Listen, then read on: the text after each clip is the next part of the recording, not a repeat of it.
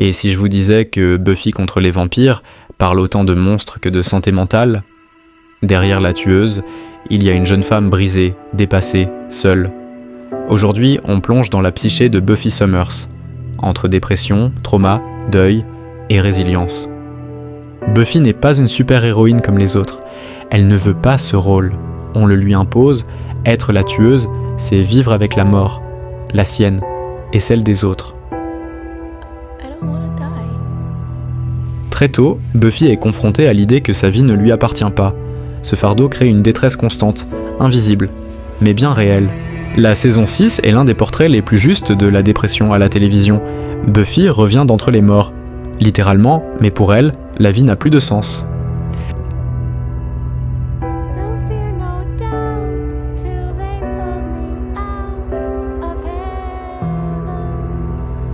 Elle se sent coupable d'être en vie. Elle se coupe de ses amis, s'enferme dans une relation toxique, agit de manière impulsive. Ce ne sont pas des faiblesses.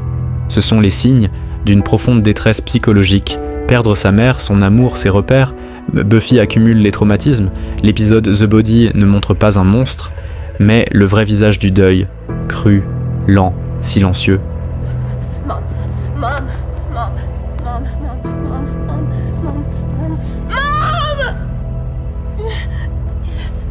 Buffy est figée. Elle n'a plus de mots.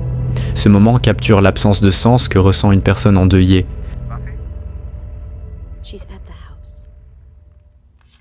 Dans Normal Again, Buffy doute de sa propre réalité. Buffy, look at me. You are not in an institution. You have never been in an institution. Yes, I have. What?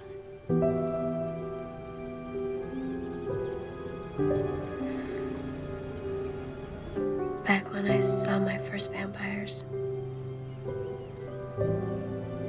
I got so scared. I told my parents, and they completely freaked out. They thought there was something seriously wrong with me. So they sent me to a clinic. You never said anything. I was only there a couple of weeks. I stopped talking about it, and they let me go. Eventually, my parents just forgot. God, that's horrible. What if I'm still there? What if I never left that clinic?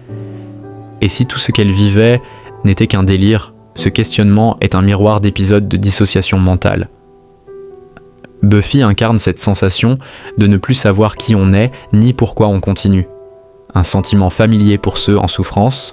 Mais Buffy, ce n'est pas que la douleur, c'est aussi une héroïne qui apprend à ne plus porter seule. Elle partage ses pouvoirs, crée une armée, une communauté. Elle montre que la force, c'est aussi savoir demander de l'aide. Buffy ne guérit pas en une nuit, elle apprend à vivre avec ses cicatrices, et c'est ça la vraie leçon. Alors, Buffy est-elle une super-héroïne en dépression ? Oui, et c'est ce qui la rend humaine et précieuse. Merci d'avoir regardé cette vidéo. Si le sujet vous a touché, n'hésitez pas à liker, commenter ou partager votre ressenti sur la série.